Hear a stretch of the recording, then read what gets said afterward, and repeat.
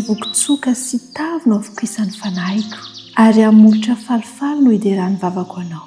Raha mahatsiaro anao eo am-pandriako dia mieritreritra anao amin'ny fiambinana alina. Salamo 3:5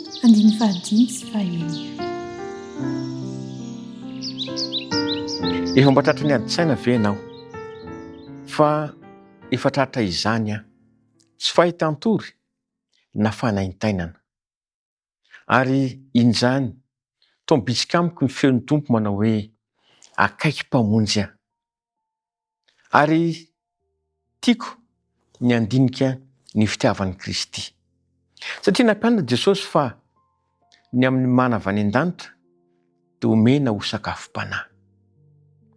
Inoko toa mibitsika amiko ny tompo manao hoe miandrasa amin'ny faharetana ary mandinihy.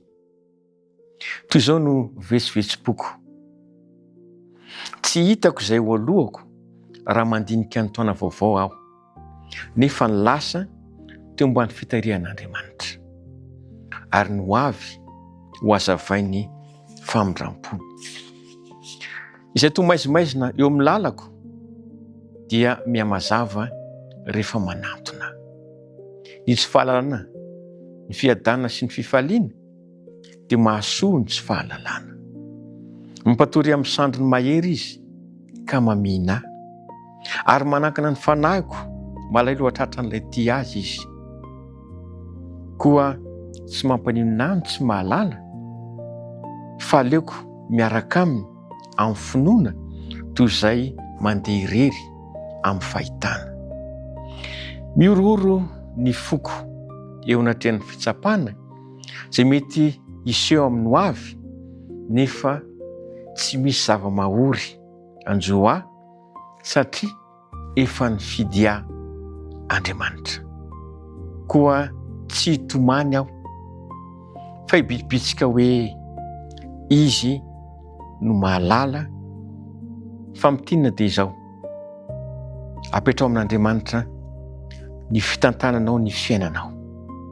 Apetrao amiko ny ho avy rehetra fa izy andamina ny mombanao manontolo.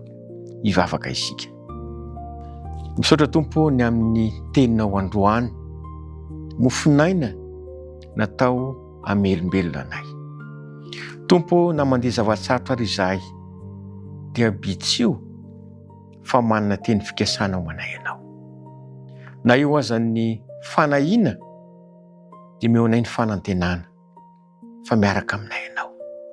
Ho dia taio ny mpanaraka izao fandarina izao ka meteza ame azy ny teny, ampahery, ampitraka fa momba azy ireo ianao. Amin'ny anaran'i Jesosy. Amen.